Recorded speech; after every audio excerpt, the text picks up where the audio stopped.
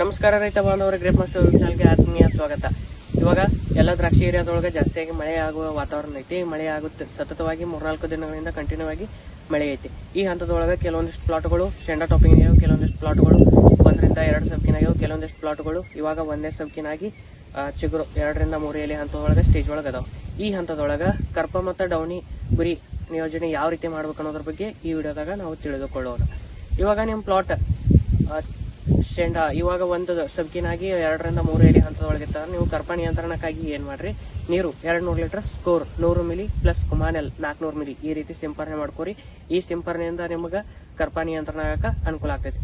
ಇದಾದ ನಂತರ 2 ದಿನಗಳ ನಂತರ ನೀವೇನ್ ಮಾಡ್ರಿ, ನೀರು 200 litre M45 400 gram plus Guardian 40 500 milli ಈ ರೀತಿ ಸಿಂಪರಣೆ ಮಾಡ್ಕೋರಿ. ಈ ಸಿಂಪರಣೆಯಿಂದ ಕರ್ಪ ನಿಯಂತ್ರಣ ಆಗಕ್ಕೆ ಅನುಕೂಲ ಆಗ್ತೈತಿ.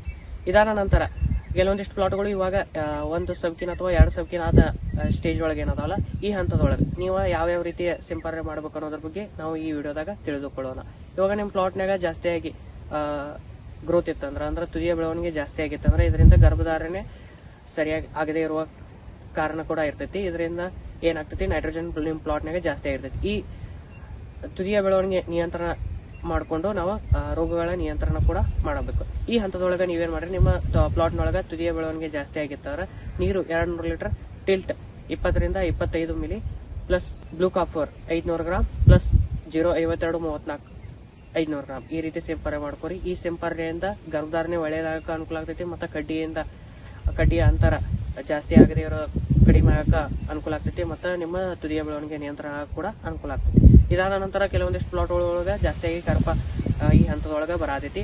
ಈ ಕರ್ಪ ನಿಯಂತ್ರಣಕ್ಕಾಗಿ ನೀವೇನ್ ಮಾಡ್ರಿ, ನೀರು 200 ಲೀಟರ್ ಕಿಪ್ರೋಪಿಕ್ಸ್ 400 ಗ್ರಾಮ್ ಪ್ಲಸ್ ಗಾರ್ಡಿಯನ್ 40 400 ಮಿಲಿ ಈ ರೀತಿ ಸಿಂಪರಣೆ ಮಾಡ್ಕೋರಿ. ಈ ಸಿಂಪರಣೆಯಿಂದ ನಿಮ್ಗೆ ಕರ್ಪ ನಿಯಂತ್ರಣ ಆಗಕ್ಕೆ ಅನುಕೂಲ ಆಗ್ತೈತಿ. ಕೆಲವೊಂದಿಷ್ಟು ಏರಿಯಾ ರೈತರು ಏನ್ ಮಾಡ್ತಾರ, ಕರ್ಜಟ್ 400 ಗ್ರಾಮ್ ಪ್ಲಸ್ ಕೊಸೈಡ್ 200 ಗ್ರಾಮ್ ಈ ರೀತಿ ಕೂಡ ಸಿಂಪರಣೆ ಮಾಡ್ಕೊಡ್ತಾರೆ. ಈ ಸಿಂಪರಣೆ ಕೂಡ ನೀವು ಮಾಡ್ಕೋಬಹುದು. ಇದರಿಂದ ಕರ್ಪ ನಿಯಂತ್ರಣ ಆಗಕ್ಕೆ ಅನುಕೂಲ ಆಗ್ತೈತಿ. ಇವಾಗ ಯಾರ ಪ್ಲಾಟ್ನ್ಯಾಗ ಶೇಂಡಾ ಟಾಪಿಂಗ್ ಆಗಿಲ್ಲ ಅಂದ್ರೆ ಲಾಸ್ಟ್ ತುದಿಯ ಬ್ಯಾಳಿ ಹೊಡೆದಿದಾರಲ್ಲ, ಇವ್ರು ಏನ್ ಮಾಡ್ಬೋದು, ಈ ಹಂತದೊಳಗೆ ನೀವು ಡೈರೆಕ್ಟ್ ಆಗಿ ಬೋರ್ಡೋ ಸಿಂಪರಣೆ ಕೂಡ ಮಾಡ್ಕೋಬಹುದು. ಬೋರ್ಡೋ ಯಾವ ಪ್ರಮಾಣದೊಳಗೆ ಮಾಡ್ಕೋಬೇಕಪ್ಪ ಅಂತಂದ್ರೆ, ನೀರು 200 ಲೀಟರ್ ತುತ್ತಿ 500 ಗ್ರಾಮ್ ಪ್ಲಸ್ ಜಿಂಕ್ 100 ಗ್ರಾಮ್ ಸುಣ್ಣ 200 ಗ್ರಾಮ್ ಪ್ಲಸ್ ಬೆಲ್ಲ 300 ಗ್ರಾಮ್ ಈ ರೀತಿ ಸಿಂಪರಣೆ ಮಾಡ್ಕೋರಿ. ಈ ಸಿಂಪರಣೆ ಹೋದ ಸಾಲಿನೊಳಗೆ ಉಲ್ಟಾ ಪಲ್ಟಾ ಸಿಂಪರಣೆ ಮಾಡ್ಕೋಬೇಕು.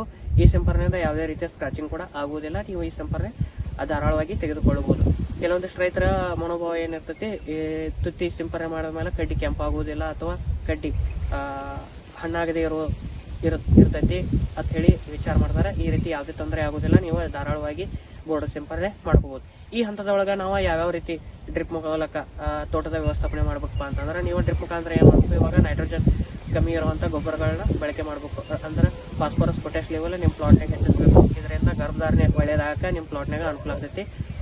ಈ ಹಂತದೊಳಗ ಫಾಸ್ಫರಸ್ ಮತ್ತು ಪೊಟ್ಯಾಶ್ ಲೆವೆಲ್ ಇದ್ದ ಗೊಬ್ಬರಗಳು ಯಾವಪ್ಪ ಅಂದ್ರೆ 052-34 060-20 13-045 ಕೂಡ ನೀವು ಯೂಸ್ ಮಾಡ್ಬೋದು, ಅಥವಾ SOP ಕೂಡ ಯೂಸ್ ಮಾಡ್ಬೋದು. ಜಾಸ್ತಿಯಾಗಿ ನಿಮ್ಮ ತೋಟದಲ್ಲಿ ತುದಿಯ ಬೆಳವಣಿಗೆ ಜಾಸ್ತಿ ಆಗಿತ್ತಂದ್ರೆ SOP ಕೂಡ ಯೂಸ್ ಮಾಡ್ಕೋಬಹುದು.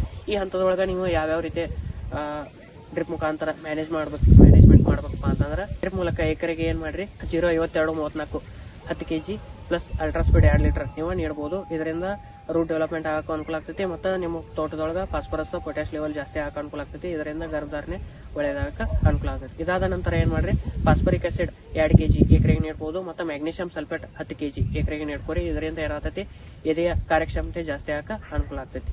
ಮತ್ತು ನಿಮ್ಮ ಪ್ಲಾಟ್ನಾಗ ಜಾಸ್ತಿಯಾಗಿ ಮೈಕ್ರೋನ್ಯೂಟ್ರಿಯೆಂಟ್ ಮ್ಯಾನೇಜ್ಮೆಂಟ್ ಮಾಡ್ರಿ. ಜಿಂಕ್ ಸಲ್ಫೇಟ್, ಫೆರಸ್ ಸಲ್ಫೇಟ್ ಈ ರೀತಿ ಇರುವಂಥದ್ದು ನೀವು ಡೈರೆಕ್ಟ್ ಆಗಿ ಅನ್ನದಾತ ಕಿಟ್ ಡ್ರಿಪ್ ಮೂಲಕ ಬಿಡುವಂಥದ್ದು ಅನ್ನದಾತ ಕಿಟ್ ಎಕರೆಗೆ 10 kg ನೀಡ್ಕೋಬಹುದು.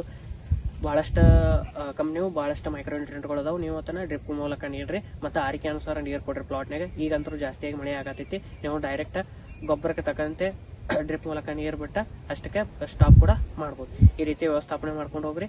ಮತ್ತು ನಿಮ್ಮ ಪ್ಲಾಟ್ನಾಗ ಜಾಸ್ತಿಯಾಗಿ ಡೈರೆಕ್ಟ್ ಯಾರು ಬೋರ್ಡ್ ಸಿಂಪರಣೆ ಮಾಡಬಾರ್ದು ಅಂತಿರಲ್ಲ, ನೀವು ತುದಿಯ ಬೆಳವಣಿಗೆ ನಿಯಂತ್ರಣ ಮಾಡಕ್ಕೆ ಏನ್ ಮಾಡ್ರಿ, ನೀರು 200 litre SOP 1 kg tilt 20-25 milli 200 litre ನೀರಿಗೆ ತೆಗೆದುಕೊಂಡು ಸಿಂಪರಣೆ ಮಾಡ್ಕೋಬಹುದು. ಇದಾದ ನಂತರ ಕೆಲವೊಂದಿಷ್ಟು ಪ್ಲಾಟ್ ಒಳಗೆ ಬುರಿ ನಿಯಂತ್ರಣ ಮಾಡಕ್ಕೆ ಏನ್ ಮಾಡ್ರಿ, ಕ್ಯಾರಾಥಿನ್ ಗೋಲ್ಡ್ 200 ಲೀಟರ್ ನೀರಿಗೆ 50 ಮಿಲಿ ಪ್ಲಸ್ ಸಲ್ಫರ್ 200 ಗ್ರಾಮ್ ಈ ರೀತಿ ಸಿಂಪರಣೆ ಮಾಡ್ಕೋರಿ. ಆದಷ್ಟು ಕಡ್ಡಿಯ ದಟ್ಟಣೆಯನ್ನು ಕಡಿಮೆ ಮಾಡ್ರಿ. ಕಡ್ಡಿ ಆರಿಸೋದು ಜಲ್ದಿ ಬೇಗನೆ ಮಾಡ್ರಿ. ಮತ್ತು ಬಗಲ್ ಫುಟಿ ಜಾಸ್ತಿಯಾಗಿ ಹೊಡೆದಿದ್ದು ಅಂದ್ರೆ ಬಗಲ್ ಫುಟಿ ತಕ್ಕೋರಿ. ಎಷ್ಟು ನೀವು ಕಡ್ಡಿ ಅಂತರಗಳನ್ನು ಇಟ್ಕೋತೀರಿ ಎಷ್ಟು ಸೂರ್ಯಪ್ರಕಾಶ ನಿಮ್ಮ ಪ್ಲಾಟ್ನೊಳಗೆ ಕಡ್ಡಿ ಒಳಗೆ ಬೀಳ್ತೈತಿ, ಇದರಿಂದ ಗರ್ಭಧಾರಣೆ ಹೆಚ್ಚಾಗಕ್ಕೆ ಅನುಕೂಲ ಆಗ್ತೈತಿ ಮತ್ತು ಕಡ್ಡಿ ಜಲ್ದಿ ಮ್ಯಾಚುರಿಟಿ ಆಗಕ್ಕೆ ಕೂಡ ಅನುಕೂಲ ಆಗ್ತೈತಿ. ಇದೇ ರೀತಿ ವ್ಯವಸ್ಥಾಪನೆ ಮಾಡ್ಕೊಂಡು ಹೋಗ್ರಿ. ಮತ್ತು ವಿಡಿಯೋ ಇಷ್ಟವಾದಲ್ಲಿ ಲೈಕ್ ಮಾಡಿರಿ, ಶೇರ್ ಮಾಡಿರಿ ಮತ್ತು ಕಾಮೆಂಟ್ ಮಾಡಿರಿ. ನಿಮಗೆ ಇದೇ ರೀತಿಯ ಹೆಚ್ಚಿನ ಮಾಹಿತಿ ಬೇಕಾಗಿತ್ತು ಅಂದ್ರೆ ಗ್ರೇಪ್ ಮಾಸ್ಟರ್ ಆ್ಯಪ್ ಇನ್ಸ್ಟಾಲ್ ಮಾಡ್ಕೊರಿ. ಗ್ರೇಪ್ ಮಾಸ್ಟರ್ ಆ್ಯಪ್ನಾಗ ನೀವು ಚಾಟಿ ಮಾಡಿದ ತಾರೀಕನ್ನು ನೋಂದಾಯಿಸಿದ ನಂತರ ನಿಮಗೆ ಪರ್ ಡೇ ಯಾವುದೇ ರೀತಿ ಸಿಂಪರಣೆ ಮಾಡಬೇಕು ಮತ್ತು ಗೊಬ್ಬರ ಮುಖಾಂತರ ಯಾವ ಡ್ರಿಪ್ ಮುಖಾಂತರ ಯಾವ ಗೊಬ್ಬರ ನೀಡಬೇಕು ಅನ್ನೋದ್ರ ಬಗ್ಗೆ ಡೈರೆಕ್ಟ್ ಶೆಡ್ಯೂಲ್ ಆ್ಯಪ್ ಒಳಗೆ ಬರ್ತೈತಿ. ನೀವು ಆ್ಯಪ್ ಕೂಡ ಇನ್ಸ್ಟಾಲ್ ಮಾಡ್ಕೊಂಡು ಹೋಗ್ಬೋದು. ಇದು ಪ್ಲೇಸ್ಟೋರ್ ಒಳಗೆ ಅವೈಲಬಿಲಿಟಿ ಐತಿ. ವಿಡಿಯೋ ಇಷ್ಟವಾದಲ್ಲಿ ಲೈಕ್ ಮಾಡಿರಿ, ಶೇರ್ ಮಾಡಿರಿ ಮತ್ತು ಕಾಮೆಂಟ್ ಮಾಡಿರಿ. ಮತ್ತು ಮುಂದಿನ ವಿಡಿಯೋದ ಭೇಟಿಯಾಗೋಣ. ನಮಸ್ಕಾರ.